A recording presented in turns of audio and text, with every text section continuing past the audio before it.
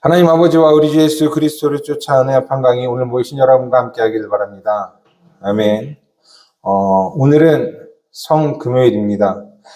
매년 성금요일이 되면 우리는 그리스도의 죽음을 묵상합니다.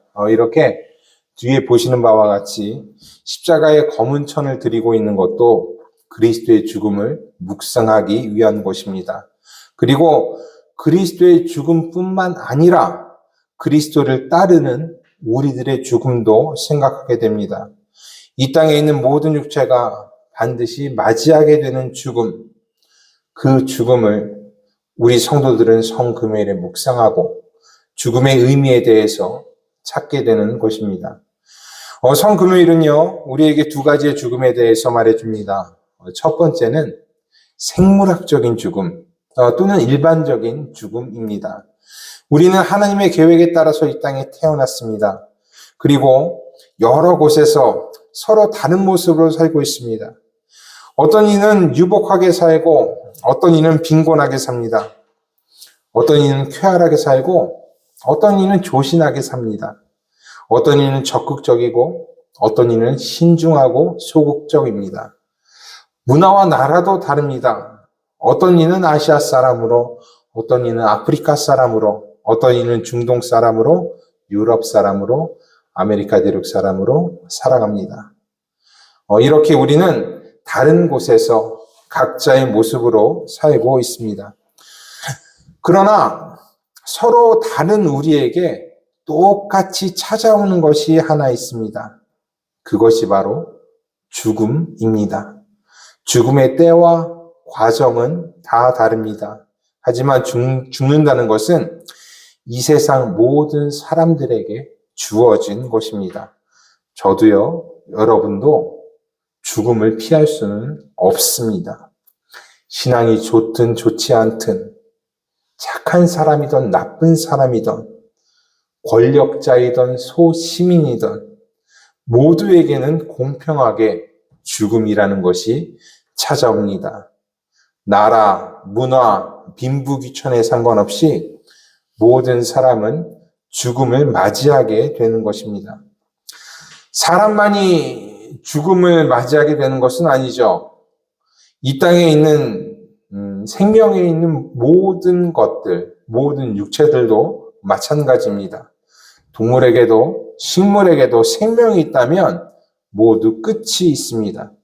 이 땅에 살고 있다면, 우리의 공간과 시간 안에 살고 있다면 우리 모두는 마지막을 맞이하게 된다는 것입니다. 예수님도 예외는 아니었습니다. 그렇죠? 우리의 공간과 시간 안에 사는 모두가 그랬던 것처럼 예수님도 죽음을 맞이하셨습니다. 그리고 그 끝은 불쌍했고 참혹했고 고독했습니다. 자신이 사랑하던 제자에게 배신을 당했고 자신을 응원하는 사람들에게 십자가에 못 박으라 라는 저주를 들으셨습니다. 예수님의 죽음에 동참하는 사람들, 그런 사람들은 한 명도 없었습니다. 한때 예수님의 제자였던 베드로도 도마도 예수님과 최후를 같이 하자라고 외쳤지만 그냥 허울 좋은 말뿐이었습니다.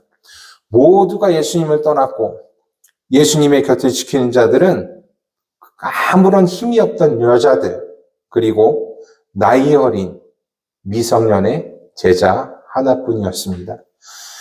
이렇게 죽음은요, 이 땅에 숨쉬는 모든 생명체의 모든 것을 다 빼앗아갑니다. 명성도, 우정도, 사랑도 빼앗아가고 사람을 철저하게 혼자로 만듭니다. 무엇도 이 죽음을 피하거나 대항해서 맞설 수가 없습니다. 그래서 우리는 죽음을 어떻게 생각하냐면 그냥 자연적인 일로만 생각합니다.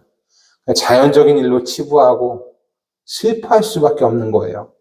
우리가 어떻게 해볼 만한 상대가 아니기 때문에 그렇습니다.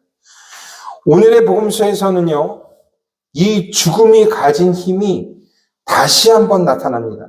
그리고 이 죽음의 힘은 끝내 하나님의 아들을 삼켜버립니다. 죽음 앞에 예수님은요, 대제사장들의 조롱을 받습니다. 군인들은 어떻게 합니까? 예수님의 속옷까지도 벗겨갔습니다. 그리고 예수님의 제자들은 다 도망쳤습니다. 조롱과 치욕은 오롯이 예수님의 몫이었습니다. 그리고 누구도 예수님을 죽음에서 구원해 주지 않았습니다.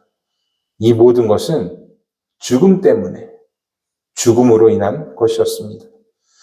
그렇다면 우리들의 죽음은 어떨까요? 우리들의 죽음은요, 예수님과 조금은 다를지도 모릅니다. 예수님처럼 조롱을 당하거나 치욕을 당하지 않을 수도 있습니다. 우리들의 사랑하는 사람들이 도망가지 않을 수도 있습니다. 하지만 분명한 것은 죽음이 가지고 있는 고독과 절망도 우리는 피할 수가 없다라는 것이에요. 우리가 잘 알고 있듯이 중국의 황제였던 진시황은요, 불로불사를 위해서 불로초를 찾았고 수운이 좋다고 생각해서 수운을 평생 복용했습니다. 알렉산더 대왕도 불멸의 땅을 찾기 위해 동방원정을 멈추지 않았습니다. 과거뿐만 아니라 현실에서도, 지금에서도 이런 일들이 일어나고 있습니다. 레이 커즈와일이라는 미국의 미래학자는요, 2045년이 되면 기술의 발달로 인류가 영생할 것이라고 믿고 있습니다. 그래서 2045년까지 생명을 유지하기 위해서 1년에 약 11억이라는 돈을 투자해서 자신의 건강을 살피고 있다고 합니다.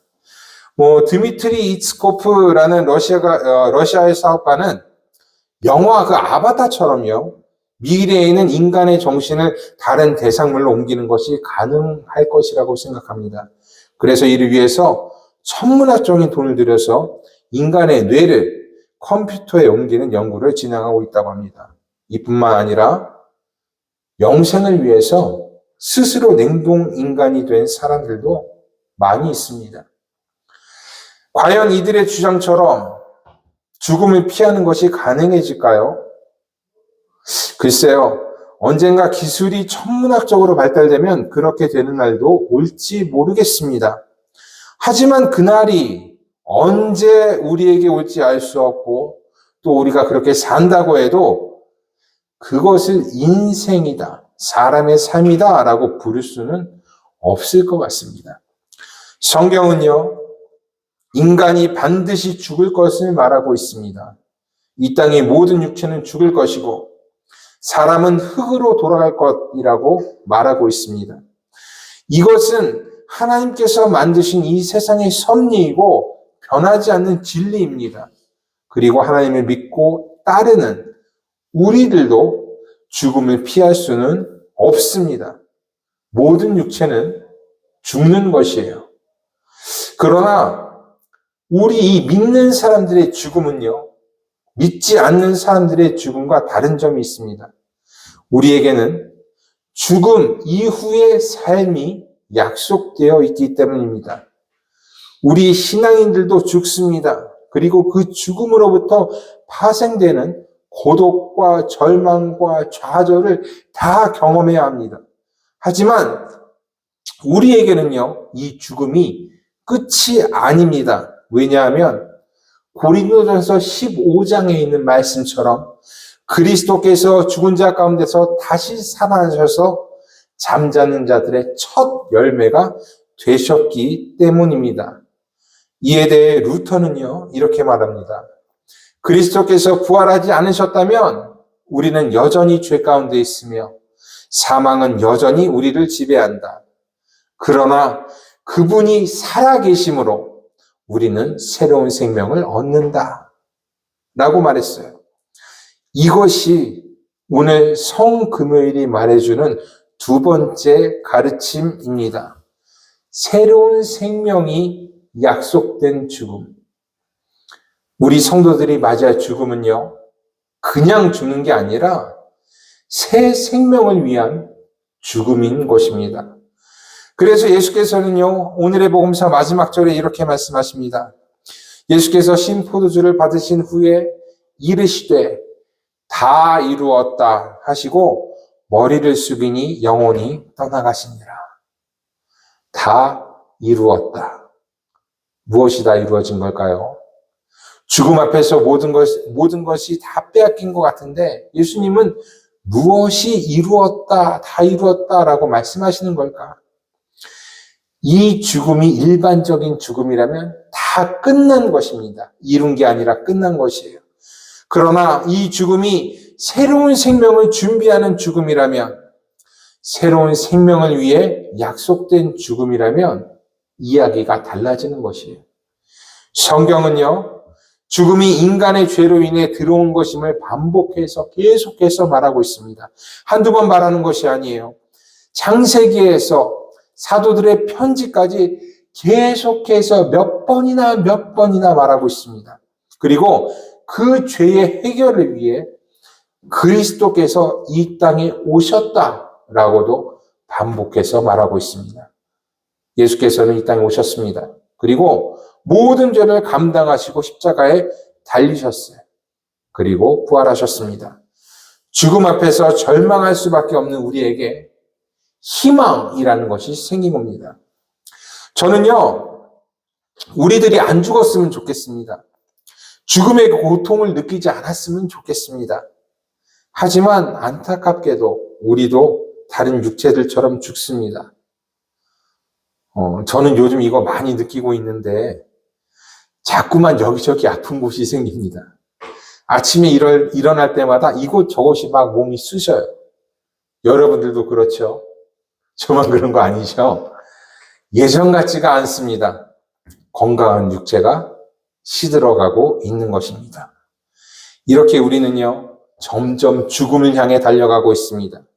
그리고 이 길에서 여러 고독과 좌절과 절망을 느낍니다. 하지만 이 죽음이 마냥 절망적이지 않은 것은 우리에게는 그리스도의 약속, 부활이 우리를 기다리고 있기 때문입니다. 새 생명이 우리의 죽음에 약속되어 있습니다. 지금과는 전혀 다른 세상이 우리에게 올 것이라고 예수님께서는 우리와 약속하셨습니다. 그리고 그 세상에서는 우리는 두 번 다시 고독과 절망과 슬픔과 좌절을 느끼지 않을 것입니다.